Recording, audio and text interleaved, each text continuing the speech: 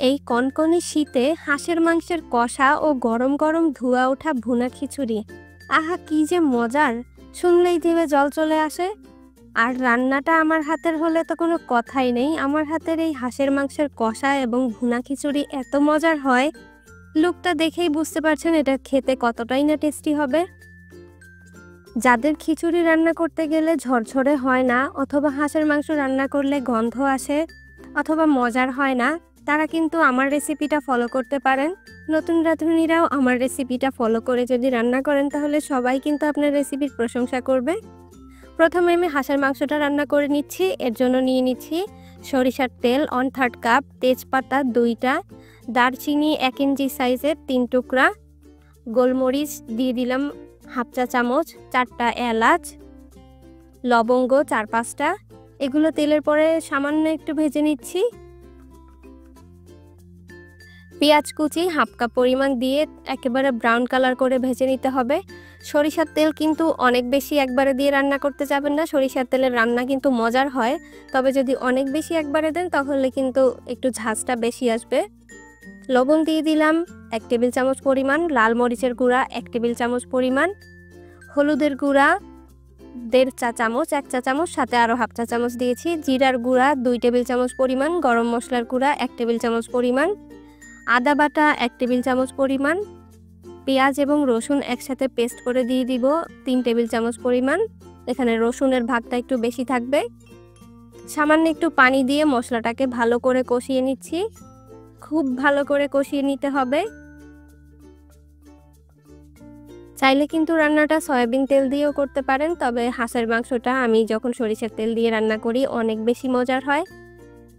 হাঁসের মাংস রান্নার প্রধান শর্ত হচ্ছে এই মাংসটাকে অনেক সময় ধরে কষিয়ে কষিয়ে রান্না করতে হবে, আর এটাতে অতিরিক্ত ঝোল রাখা যাবে না রান্না শেষে।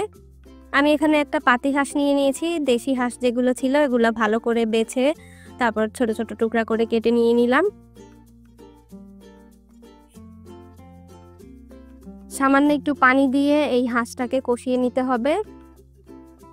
এই পানিতেই কিন্তু সেদ্ধ হবে না, আমাদের আরও পানি এখানে অ্যাড করতে হবে। তবে প্রথমে এই স্টেপে আমরা এভাবে কষিয়ে নিচ্ছি। ভিডিওটা সম্পূর্ণ না টেনে দেখলেই বুঝতে পারবেন কিভাবে রান্নাটা করছি। ঢাকনা দিয়ে ঢেকে রান্নাটা করছি মিডিয়াম আঁচে। অনেকেরই হাঁসের মাংস রান্না করতে গেলে রান্না শেষে দেখা যায় হাঁসের মাংস থেকে একটু কেমন একটা গন্ধ আসতেছে। যদি আমার প্রসেসে রান্না করেন তাহলে কোনো গন্ধই পাবেন না। হাঁস রান্না করার সময় একটা টিপস সবসময় মাথায় রাখবেন, খুব ভালোভাবে তেলের মশলার উপরে ভালোভাবে কষিয়ে নিতে হবে, এবং কাটার সময় অবশ্যই হাঁসের যে পিছনের অংশটা আছে লেজের কাছের ওখান থেকে একটু বেশি করে চর্বিসহ যে চামড়াটা আছে ওটা একেবারে কেটে ফেলতে হবে, কারণ ওখান থেকেই বেশি একটা গন্ধ আসে। অনেকেই কিন্তু একটু কম কাটেন, যে কারণে তাদের হাঁস রান্নার প্রসেসটা ঠিক থাকলেও গন্ধ আসে। এখানে 2 কাপ পরিমাণ পানি দিয়ে দিলাম, আর এই পানির সাথেই রান্না করতে করতে মাংসটা সেদ্ধ হয়ে যাবে। এবার মিডিয়াম আঁচে আমি এটাকে রান্না করে নিচ্ছি। কিছুক্ষণ পর পর এই মাংসটাকে তুলে একটু নেড়েচেড়ে দিতে হবে যাতে তল থেকে পোড়া লেগে না যায়।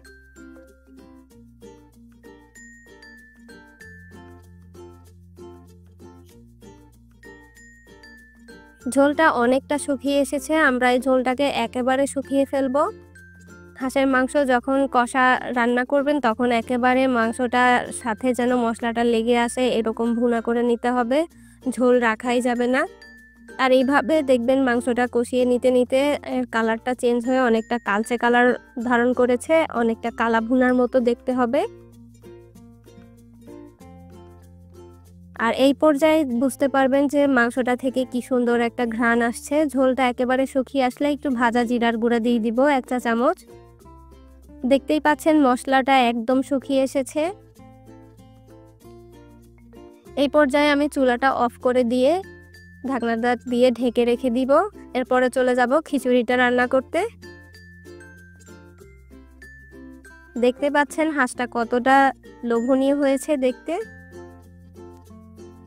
আমরা প্রথমে 1 কাপ পরিমাণ ডাল ভেজে নিব। 1 কাপ থেকে 1 মুঠ পরিমাণ কম আছে এখানে ডাল।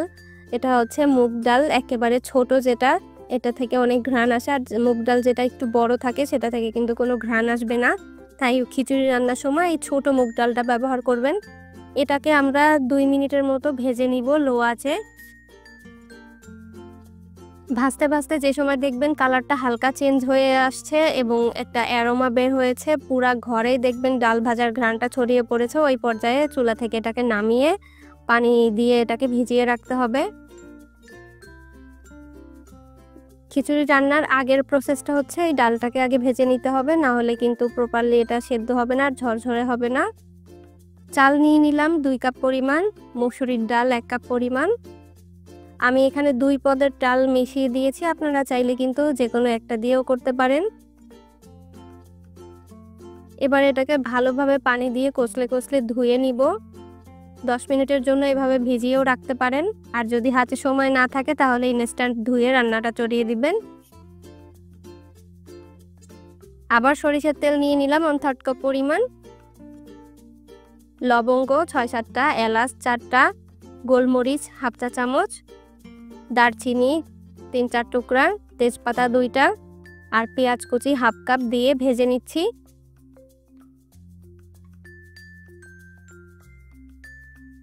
পেঁয়াজটা ব্রাউন কালার করে ভেজে নিয়ে তারপর অন্যান্য মশলাটা অ্যাড করতে হবে।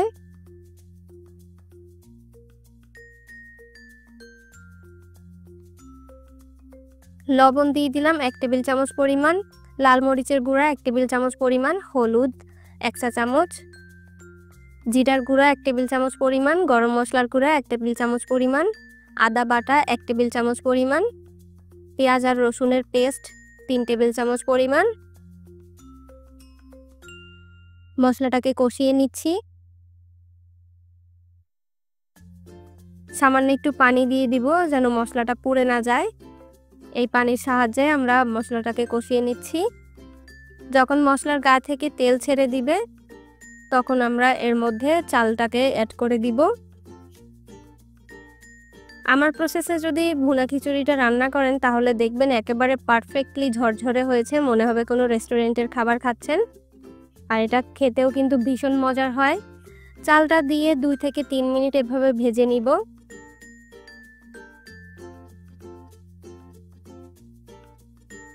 ভাজা হয়ে গেলে এর মধ্যে আমরা গরম পানি অ্যাড করে দিব। আমি এখানে টোটাল আমার যে কাপ মেপে চাল নিয়েছিলাম সেই কাপের ঠিক ডাবল পরিমাণ পানি দিয়ে দিব। আমার এখানে 4 কাপ পরিমাণ চাল হয়েছে, চাল আর ডাল মিলে আমি তাই 8 কাপ পরিমাণ গরম পানি এখানে দিয়ে দিলাম।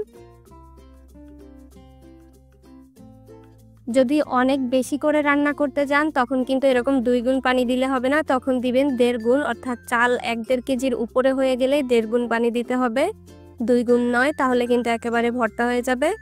কাঁচামরিচ দিয়ে দিলাম 6-7টা, দিয়ে ঢাকনা দিয়ে ঢেকে লো আঁচে রান্না করব। এখন চুলার আঁচটাকে একেবারে নিভু নিভু করে রাখতে হবে, আর যদি তলা পাতলাযুক্ত পাতিলা হয় তাহলে তলায় একটা তাওয়া দিয়ে তারপর চুলার উপর নিভু নিভু আঁচে রেখে দিতে হবে। আমি একটু উল্টে পাল্টে দিয়ে এটাকে ঢাকনা দিয়ে ঢেকে নিভু নিভু আঁচে রান্না করে নিব একেবারে পানিটা শুকিয়ে আসা পর্যন্ত। আর এই পানিতে আর এই সময়ের মধ্যে আমাদের সমস্ত ডাল চাল খুব সুন্দরভাবে ফুটে উঠবে। ব্যাস হয়ে গেছে আমাদের খিচুড়ি রান্নাটা। দেখতেই পাচ্ছেন গরম গরম ধোয়া ওঠা খিচুড়ি। এই ঠান্ডার মধ্যে এই খিচুড়ির সাথে এই হাঁসের মাংসের কষাটা যে কি মজার লাগে খেতে। আর দেখুন খিচুড়িটা কতটা ঝরঝরে হয়েছে।